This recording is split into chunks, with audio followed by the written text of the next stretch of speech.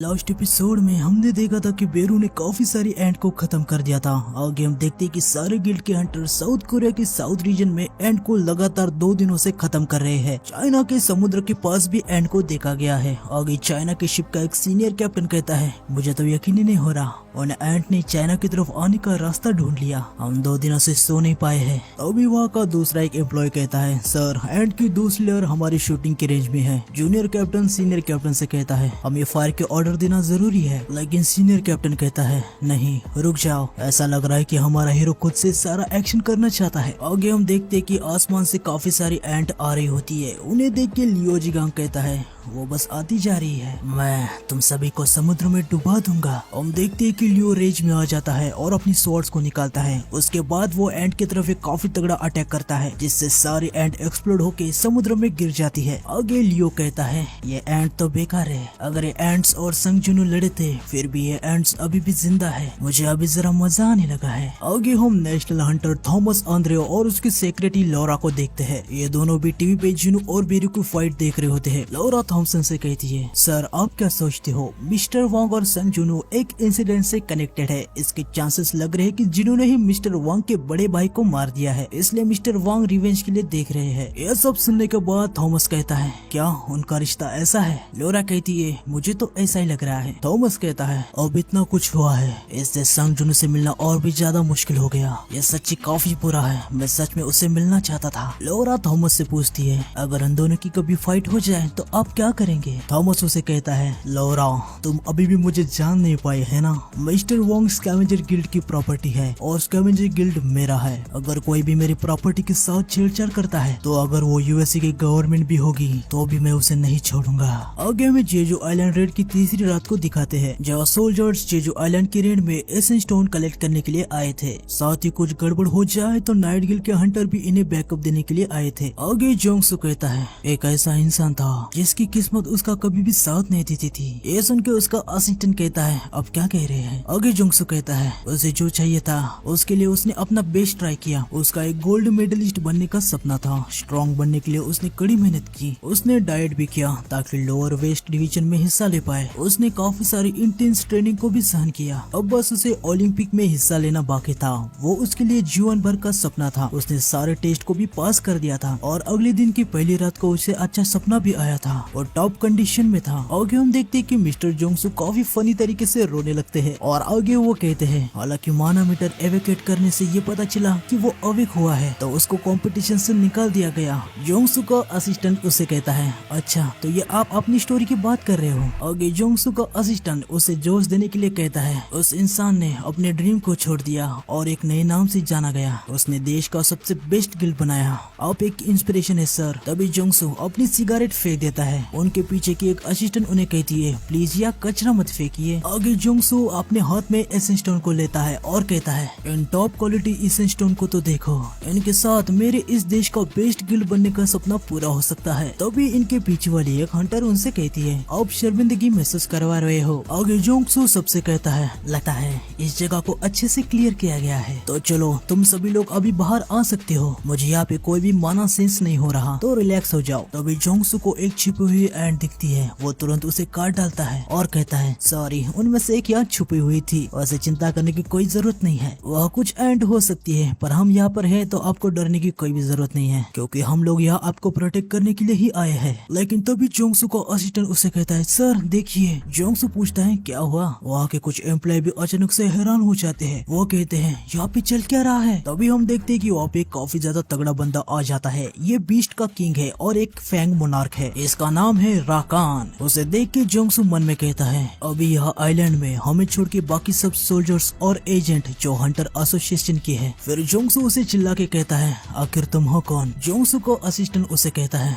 Sir क्या वो कोई ह्यूमन है? लेडी हंटर सबसे कह रही होती है, कोई भी फायर मत करना, वो कोई मैजिक बिश नहीं है। आगे एक सोल्जर राकान से कहता है, तुम अभी रेस्ट्रिक्टेड एरिया में हो, अगर तुम ऑर्डर्स को फॉलो नहीं करोगे तो हम तुम पर शूट कर देंगे। राकान कुछ तो बोल रहा था, लेकिन उसकी भाषा अलग थी। तभी जोंगसू मन में कहता है, एक बोलने वाला मैजिक बिस्ट। लेकिन तभी वहाँ पे कोई चुटकी बजाता है और सारे हंटर और बाकी लोग बेहोश हो जाते हैं। आगे हमें पता चल जाता है कि ये सिलाद है, ये एक आइस मोनार्क है। राकान सिलाद से कहता है, तुम यहाँ पे क्या कर रहे हो? सिलात कहता है हमें हंगामा करने की कोई भी जरूरत नहीं है, मैंने बस उन्हें कुछ देर के लिए सुलाया है। आगे ये दोनों किसी के बारे में तो बात कर रहे होते हैं, लेकिन अभी हमें उनके बारे में नहीं बताया गया। सिलात राकान से कहता है क्या तुमने चेक किया? राकान कहता है हाँ मुझे यकीन है ये उसी की पावर है। सिलात उसे कहता है ये कितनी अजीब बात है, मुझे समझ नहीं आ रहा कि वो ह्यूमन की हेल्प क्यों कर रहा है। राकान उससे कहता है किसे पता उसके दिमाग में क्या चल रहा है, अगर तुम इतने ही क्यूरियस हो तो जाके खुद उसे पूछ लो। इस जगह से सड़े हुए एंड की बदबू आ रही है, जरा इमेजिन करके देखो उस वुमन ने इसको झेला है तो उसका फिट कितना ज्यादा है। सिलाद अपने हाथ से एक पोर्टल बनाते हुए कहता है हंट तय किए गए समय पर होगा, इसमें कोई भी चेंज नहीं है। राकान कहता है मैं समझ गया। सिलाद पोर्टल से निकल रहा होता है। राकान उससे कहता है वैसे मुझे लगता है उनमें से एक यहीं पर है। सिलाद उसे कहता है तुम क्या कह रहे हो, क्या वो यहाँ साउथ कोरिया में है?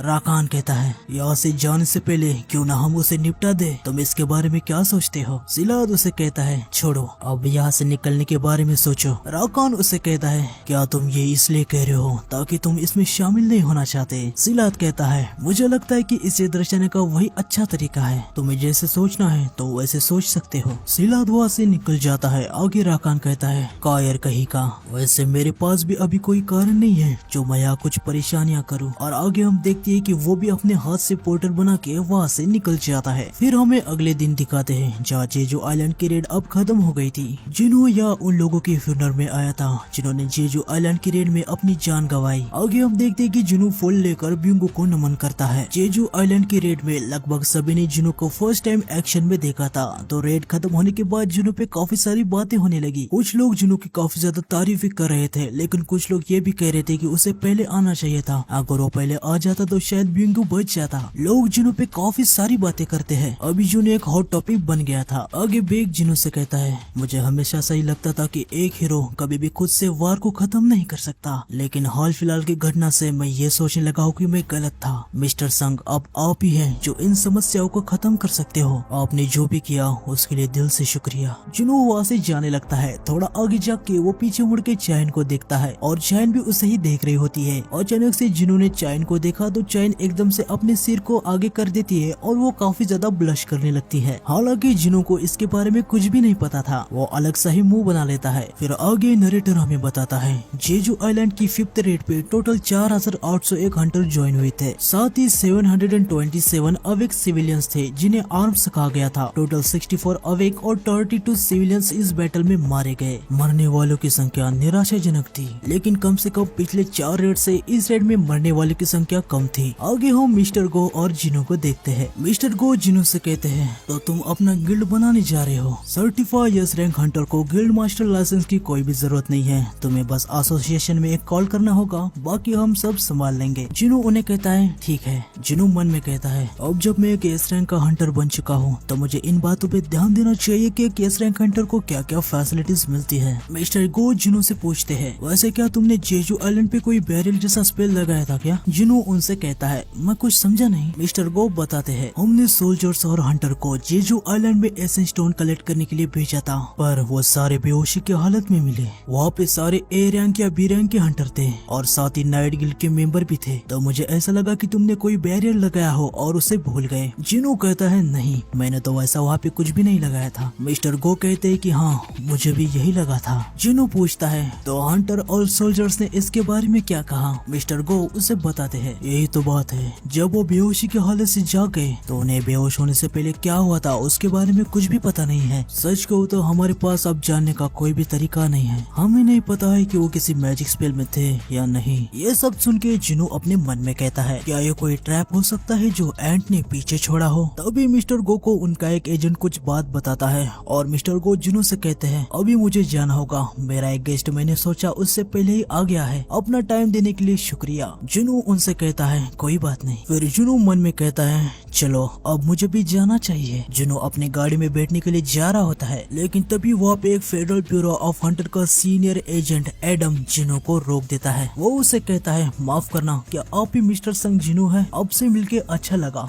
मिस्टर संग मेरा नाम एडम व्हाइट है और मैं फेडरल ब्यूरो हंटर का एक सीनियर एजेंट हूँ। एडम अपना आइडेंटिटी कार्ड जिनू को दिखाता है। जिनू मन में कहता है फेडरल ब्यूरो का सीनियर एजेंट, आखिर ये यहाँ पे कर क्या रहा है। आगे एडम जुनू से कहता है आप सिर्फ मुझे एडम कह के बुला सकते हैं, प्लीज ऐसे अचानक आपके सामने आने के लिए मुझे माफ कर देना, लेकिन आपसे मिलना काफी मुश्किल है, मैं आपके ऑफिस में भी रुका था। ये सुन के जुनू अपने मन में कहता है ये मेरे ऑफिस में गया था, क्या ये वही बंदा तो नहीं जिसके बारे में यू जुनू ने मुझे बताया था। जुनू एडम से पूछता है आपको मुझसे क्या काम है। एडम कहता है मिस्टर संग मुझे आपको एक इन्फॉर्मेशन बतानी है। जुनू पूछता है कैसी इन्फॉर्मेशन। एडम बताता है पूरी दुनिया में ऐसा कोई देश नहीं है और कोई ऐसा इंस्टीट्यूट भी नहीं है जो ये इन्फॉर्मेशन आपको देगा जो हम देने वाले हैं। जुनू उनसे पूछता है तो ऐसी इन्फॉर्मेशन आप मेरे साथ क्यों शेयर करना चाहते हो। एडम बताता है ऐसी इन्फॉर्मेशन आप जैसे स्पेशल व्यक्ति के साथ शेयर करने से हमें बेनिफिट मिलते हैं। वैसे मैं अकेला था जो आज आपसे मिलने वाला था, लेकिन ऐसा लगता है जेजू आइलैंड के रेड के कारण हमारे डिप्यूटी डायरेक्टर भी आपसे मिलना चाहते हैं। मैंने सोचा भी नहीं था कि ऐसा कुछ होगा। डिप्यूटी डायरेक्टर बाकी सब आपको डिटेल में बता देंगे। मेरी कार पास में ही है, क्या आप उनसे मिलना चाहोगे। जुनू मन में कहता है एक इन्फॉर्मेशन। आगे जुनू एडम से कहता है मुझे नहीं पता कि आप जो इन्फॉर्मेशन मुझे देने वाले हो वो भरोसेमंद है या नहीं, थोड़ा सोचने के बाद मैं आपको कॉल करूंगा। ये सुन के एडम कहता है मैं भी कितना नादान हूँ जो ये भूल गया कि सौदा करते समय अच्छे हाथों को कभी भी छुपाया नहीं जाना चाहिए। जुनू अपनी गाड़ी में बैठ जाता है, तभी एडम कहता है एक अपग्रेडर वो एक ऐसा अवेकिंग बींग है जो दूसरे अवेकिंग बींग की एबिलिटीज को इंक्रीज कर सकता है। क्या आपने इसके बारे में कभी सुना है। ये सुन के जुनू काफी ज्यादा हैरान हो जाता है। वो तुरंत एडम के साथ उसके गाड़ी में बैठ के उसके साथ जाने लगता है। आगे वो ब्यूरो की बिल्डिंग में पहुंच जाते हैं। वो माइकल जुनू से कहता है आपसे मिलके अच्छा लगा, मेरा नाम माइकल कॉनर है और मैं फेडरल ब्यूरो हंटर का डिप्यूटी डायरेक्टर हूँ। जुनू उनसे कहता है मेरा नाम है संग जिनू। एडम जुनू से कहता है मैं आपका इंटरप्रेटर हूँ। आगे माइकल जुनू से कहता है तो चलिए मैं सीधा पॉइंट पे आता हूँ। मिस्टर संग ये इमिग्रेशन के डॉक्यूमेंट है, किसी और को यूएसए का सिविलियन बनने के लिए ये क्या 2 साल भी लग जाते हैं, लेकिन हमने आपके लिए स्पेशल परमिशन ली है। आप बस एक बार कह दीजिए और आप 1 सेकंड में अमेरिका के सिटीजन बन जाएंगे। ये सुनने के बाद जुनू थोड़ा सा रेज में आ जाता है। वो कहता है मैं यहाँ पे इसलिए आया हूँ क्योंकि मिस्टर व्हाइट ने मुझे बताया था कि यहाँ पे मुझे कोई इन्फॉर्मेशन शेयर की जाने वाली है। एक ऐसा अवेक बींग जो दूसरे अवेक बींग की एबिलिटी को इनहेंस कर सकता है, एक अपग्रेडर। क्या ये सच में पॉसिबल है कि किसी हंटर की एबिलिटीज को अपग्रेड किया जा सकता हो। माइकल कहता है हाँ, जिसके पास वो पावर्स है वो अभी यहाँ पे है। माइकल एक मेंबर से कहता है मिस सेलनर को अंदर आने को कहो। आगे हम मिस सेलनर को देखते हैं। उसे देख के जुनू अपने मन में कहता है मैं ये कह सकता हूँ कि वो दूसरे अवेक बींग से अलग है। आगे माइकल मिस सेलनर से कहता है मिस सेलनर मिस्टर संग को अपनी पावर के स्कोप के बारे में जरा बताइए। मिस सेलनर जुनू से कहती है अभी तुम इसके बारे में काफी ज्यादा उलझन में होगे। जब कोई भी पहली बार मुझसे मिलता है तो ऐसा ही सवाल वाला लुक देता है, हालांकि तुम्हें जब मेरी पावर की झलक मिलेगी उसके बाद तुम और भी ज्यादा की मांग करोगे। मिस सेलनर जुनू के काफी ज्यादा क्लोज आ जाती है। ये देख के माइकल थोड़ा डरने लगता है। आगे मिस सेलनर जुनू से कहती है शायद तुम्हें इसके बारे में तो पता ही होगा कि एक अवेक हुआ हंटर की स्ट्रेंथ की एक लिमिट होती है और कोई भी हंटर उनकी लिमिट्स के आगे नहीं जा सकता। एक अवेकन बींग की रैंक हमेशा सेम ही होती है तब तक जब तक वो दूसरी अवेकनिंग से नहीं गुजरता। ये सच्चाई सारे हंटर को पता है। ये सब सुनने के बाद जुनू कहता है तो क्या आप उसे चेंज कर सकती है। मिस सेलनर कहती है हाँ, मेरे पास ऐसी पावर है जो अवेक हुए बींग को उनके पोटेंशियल से भी आगे ले जा सकती है। इसके लिए 3 स्टेजेस की प्रोसेस है जिससे मैं उनकी लिमिटेशन को बढ़ा सकती हूँ। मुझे ये तो पता नहीं है कि इस पावर को क्या कहा जाए। मैं सोचती हूँ मैं एक जबरदस्ती की रीअवेकनिंग परफॉर्म कर रही हूँ या फिर किसी का असली पोटेंशियल बाहर निकाल रही हूँ। तभी माइकल कहता है इन्होंने जो कुछ भी कहा वो सब सच है। हालांकि मिस सेलर जब भी इस पावर का यूज करती है तो उन्हें लंबे समय तक का रेस्ट चाहिए होता है। सिर्फ 3 या 4 लोग ही साल में इनकी एबिलिटीज का लाभ उठा पाते हैं। ये सुन के जुनू अपने मन में कहता है क्या मैं उन 3 या 4 लोगों में से एक होने वाला हूँ। अगर वो सच कह रही है तो उनके पास तो काफी तगड़ी एबिलिटी है। जुनू मिस सेलनर से कहता है ये प्रोसेस रियलिटी में कितनी ज्यादा इफेक्टिव है। मिस सेलनर बताती है ये हर इंसान के लिए अलग अलग होती है। सारी 3 प्रोसेस के बाद जिस व्यक्ति के साथ ये प्रोसेस किया है उसने अपनी स्ट्रेंथ 20 या 30% से बढ़ी हुई महसूस की है। ये सुन के जुनू थोड़ा हैरान हो जाता है।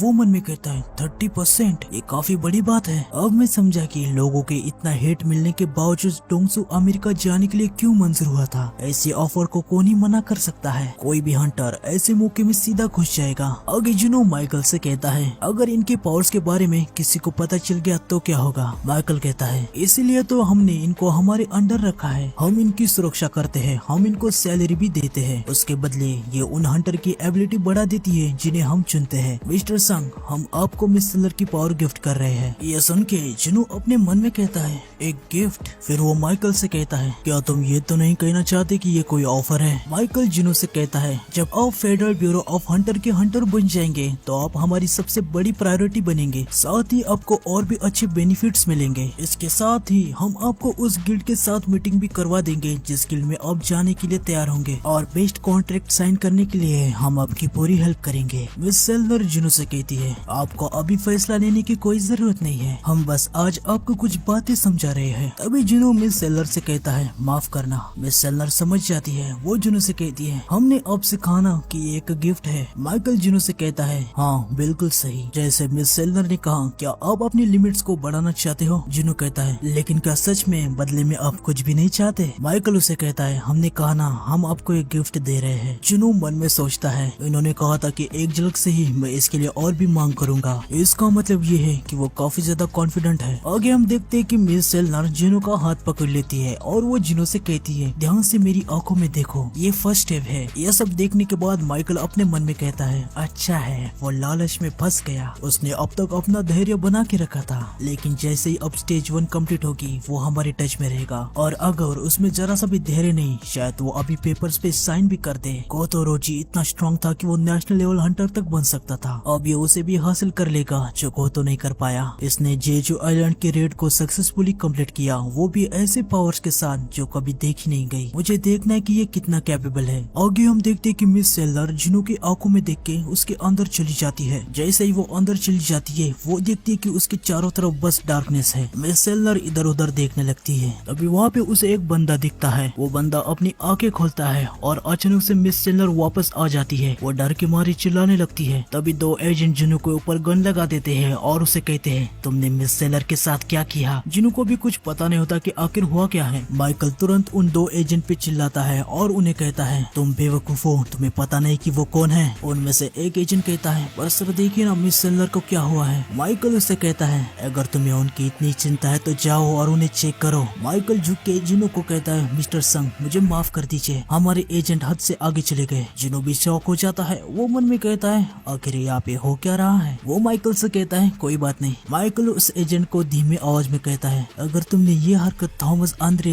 या लियो जिंगांग के साथ की होती ना तो अब तक हम मारे जाते। समझ गए ना मैं क्या कहना चाहता हूँ? तुम क्या इसे कोई मामूली हंटर समझ रहे हो? वो एजेंट काफी ज्यादा पैनिक हो जाता है। वो समझ जाता है कि उसने कितनी बड़ी गलती कर दी थी। वो माइकल से कहता है, सर मैं समझ गया। आगे माइकल मिस सेलर से पूछता है, मिस सेलर आखिर बात क्या है? क्या हुआ? आप पसीने से भीग चुकी हो, क्या आपको कुछ अच्छा महसूस नहीं हो रहा क्या? मिस सेलर कोई भी जवाब नहीं देती। माइकल जिनू से कहता है, लगता है वेदर के कारण मिस सेलर की थोड़ी तबीयत खराब हो चुकी है, वो अच्छा फील नहीं कर पा रही। अगर आपको कोई परेशानी नहीं है तो हम इस प्रोसेस को कभी और रखेंगे। जिनू उनसे कहता है, हाँ कोई बात नहीं। माइकल एडम से कहता है, एडम मिस्टर संग को रास्ते तक छोड़ के आओ। एडम कहता है, बिल्कुल सर। माइकल फिर से मिस सेलर से पूछता है, मिस सेलर मुझे बताइए कि आखिर हुआ क्या? मिस सेलर डर के मारे कांपते हुए कहती है, वो एक किंग है और वो भी काफी ज्यादा पावरफुल। ये सुन के माइकल काफी ज्यादा हैरान हो जाता है। वो कहता है, इसका मतलब ये है कि वो एक नेशनल लेवल जितना स्ट्रॉन्ग है? मिस सेलर कहती है, नहीं मैं ये नहीं कह सकती, क्योंकि आज तक मैंने ऐसा कुछ भी अनुभव नहीं किया है। वो किंग तो है, ये बात ठीक है, लेकिन कोई ऑर्डिनरी नहीं।